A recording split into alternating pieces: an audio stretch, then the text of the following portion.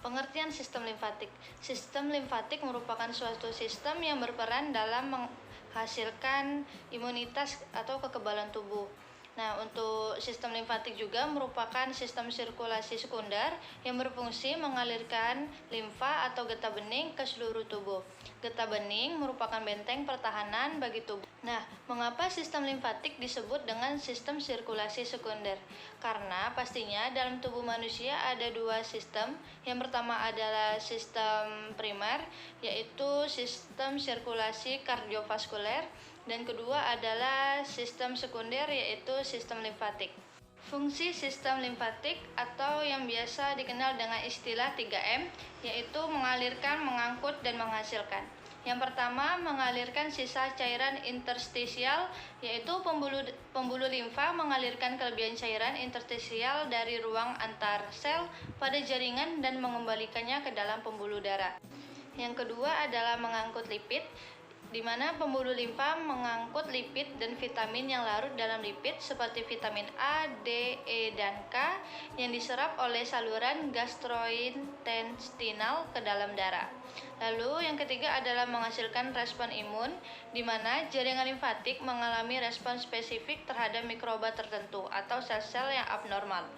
Dan limfosit dibantu oleh makrofag akan mengenali zat asing tersebut dan menghasilkannya.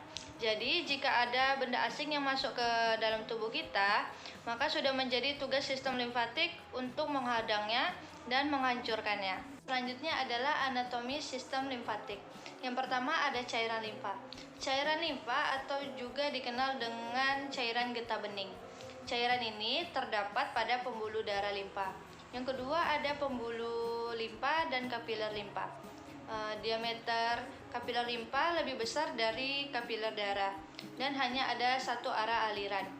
Selanjutnya ada organ limfatik. Organ limfatik terdiri dari dua bagian. Yang pertama ada organ limfatik primer, yaitu sumsum tulang merah dan kelenjar timus. Lalu yang kedua ada organ limfatik sekunder, yaitu nodus limfa, nodul limfa, dan limfa. Cairan limfa. Cairan limfa atau dikenal juga dengan cairan getah bening. Komponen plasma darah tersaring melalui dinding kapiler darah membentuk cairan interstisial. Dan cairan interstisial yang telah masuk ke dalam pembuluh limfa disebut cairan limfa atau getah bening.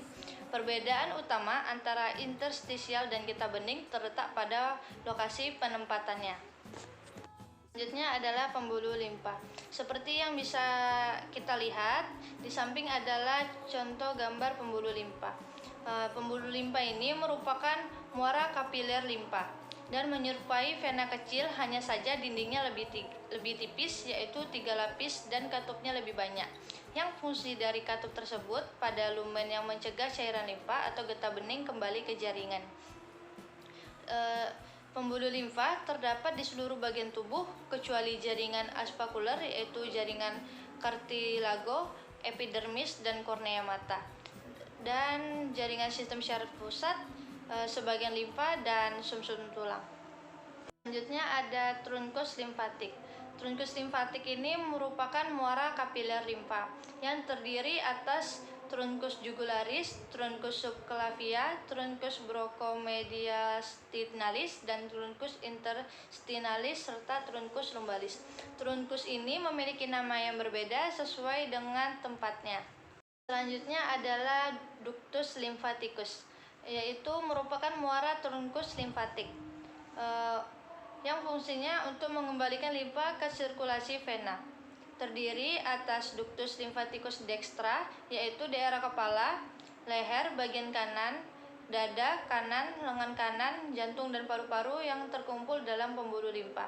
Lalu yang kedua ada ductus lymphaticus sinistral atau thoracitus, yaitu mulai dari daerah kepala dan leher bagian kiri, dada kiri, lengan kiri, perut kanan kiri, ekstremitas bawah kanan kiri.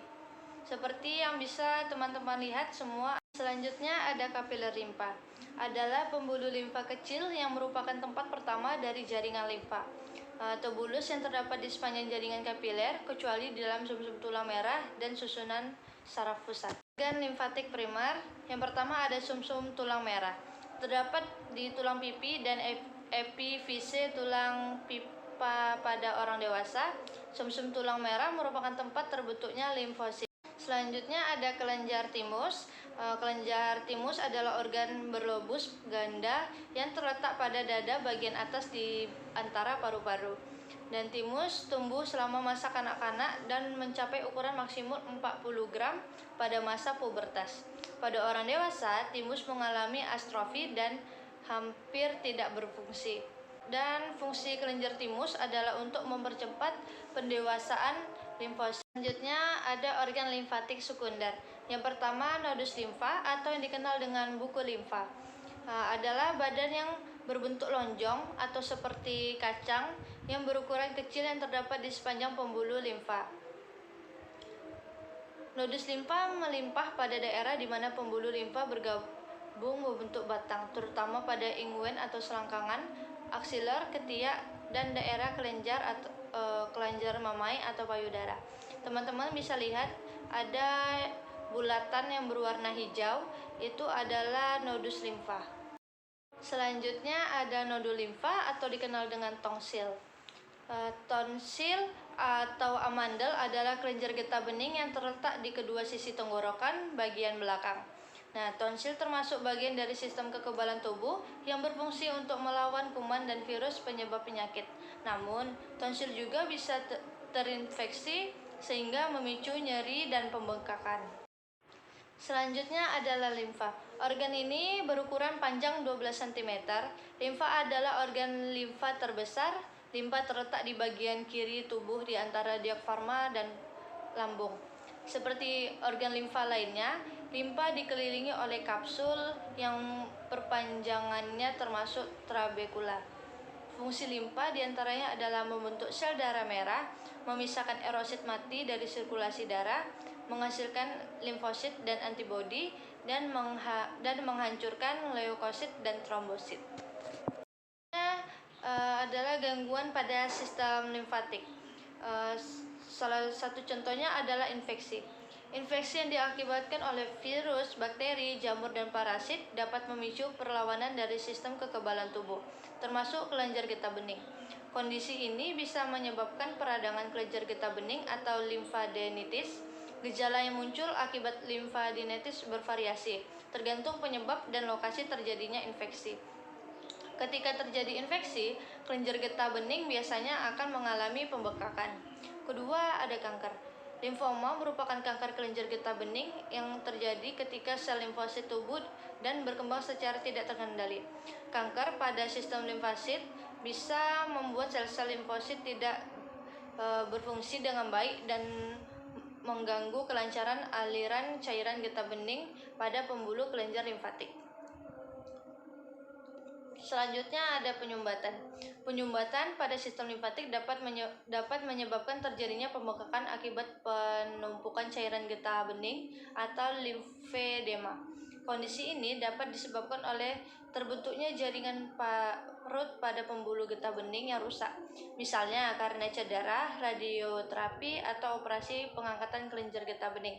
Penyumbatan saluran limfatik juga dapat disebabkan oleh infeksi cacing, misalnya pada penyakit filariasis. Selanjutnya adalah penyakit autoimun. Selain berbagai penyakit yang tadi sudah saya sebutkan, sistem limfatik juga bisa terganggu akibat penyakit autoimun. Contohnya adalah autoimun lipoproliferative syndrome atau disingkat dengan ALPS. Penyakit ini dapat menyebabkan penurunan jumlah sel darah merah dan trombosit, serta kerusakan sel darah putih neutrofil. Selain itu, penyakit autoimun lain seperti rheumatoid arthritis, skleroderma, dan lupus juga dapat menyebabkan gangguan pada sistem limfatik.